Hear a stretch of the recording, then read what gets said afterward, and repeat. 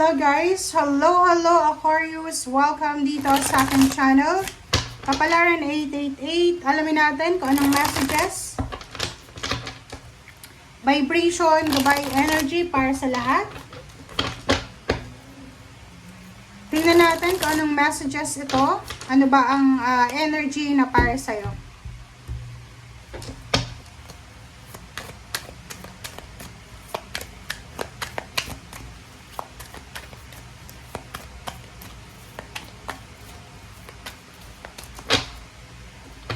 Okay, first card natin is Nine of Raphael. Nine of Raphael, same with Gemini, Aquarius. So, sinasabi sa'yo ng barahan na make a wish daw. Ngayong linggong ito, mag-wish ka dahil possible na matupad yung mga wishes mo na yan. And yung linggong ito ay sinasabi na isang masaya, isang relaxing, isang joyful na oras ito para sa'yo.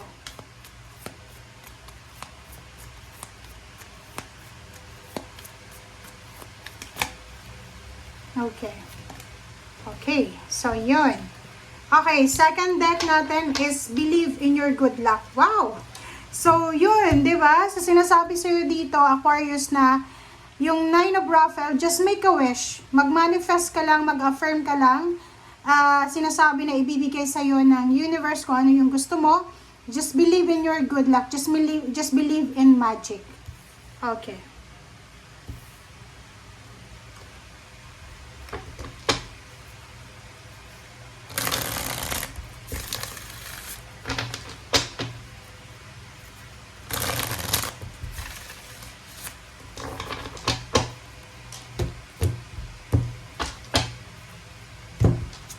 Okay, first card, second card. So, dito sinasabi ng Bara, it's Nine of Cups and Page of Swords. Sinasabi sa'yo dito na isang future plan ang posibleng makakatulong sa'yo, lalo na sa usaping relationship. So, nakikita ko sa'yo dito, it's either, kung estudyante ka or teacher, posibleng makatagpo ka ng iyong love life, ng iyong wini-wish na relationship sa loob ng eskwelahan or sa kung saan ka man nagtatrabaho. Okay. Dito sa Hangman and Ace of Cups, sinasabi ng barahan na isang relationship or isang happy moments, celebration, ang posibleng hindi natuloy dati, ang posibleng matutuloy na.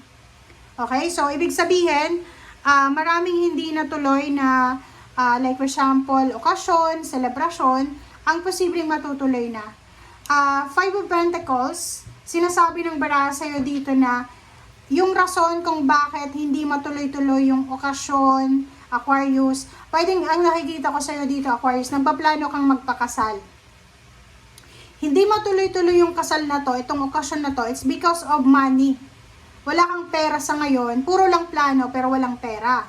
Yung iba naman sa inyo dito, hindi matuloy-tuloy itong celebration na to dahil sobra kang breadwinner sa pamilya, ikaw yung nagtataguyod sa pamilya mo, may mga sakit sa pamilya, so nauubos lang yung pera mo para sa kanila. So parang sinasacrifice mo, Aquarius, yung sarili mong kaligayahan para sa kumbaga, sa ibang tao. Okay, King of Pentacles, and then Four of Cups.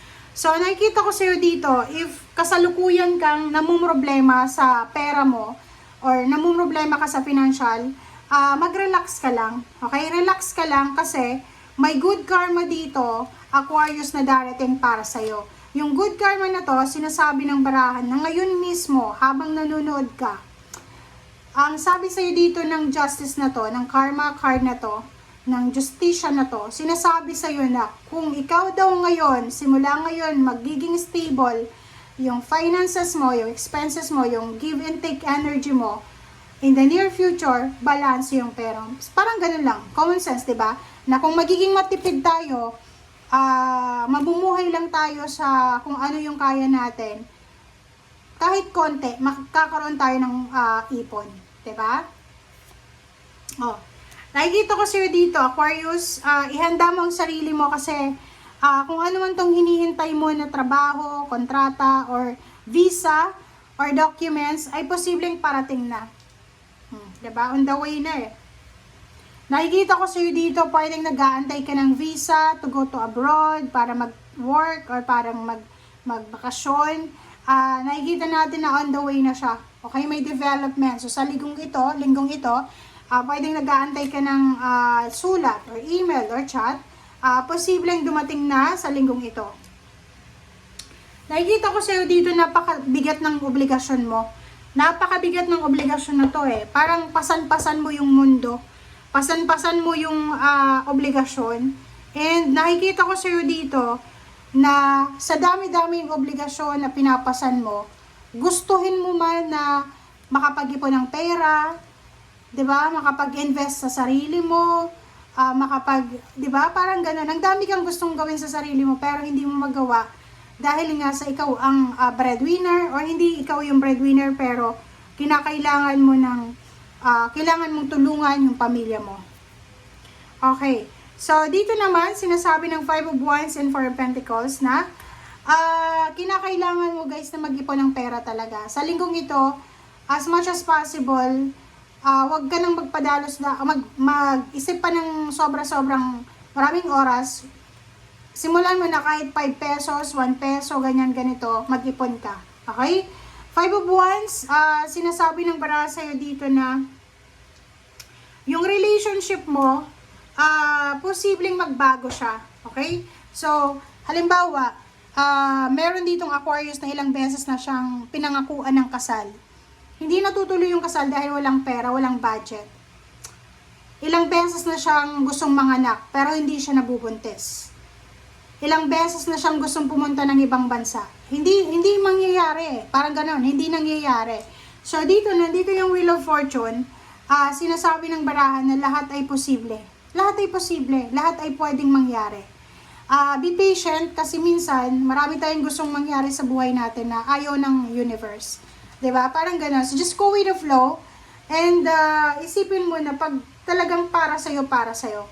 Okay? Kahit maraming tao yung kumontra, kung talagang para sa'yo. So, habang hindi pa dumarating tong Wheel of Fortune, habang hindi pa umiikot yung fortune mo, para ibigay lahat ng wishes mo, mag-enjoy ka na sa buhay mo and gawin mo na lahat ng pwede mong magawa. Kasi once na ibinigay na sa'yo ng universe itong blessings na minamanifest mo, wala ka nang magiging oras para sa mga extracurricular mo. Like for example, ngayon, single ka. Enjoy mo yung pagiging single. Okay, kasi pag nag-asawa ka na, may anak ka na, wala ka na yung time para sa sarili mo. Ganun yun. And enjoy mo din yung time mo with your family, with your parents and siblings. Thank you guys for watching. Bye!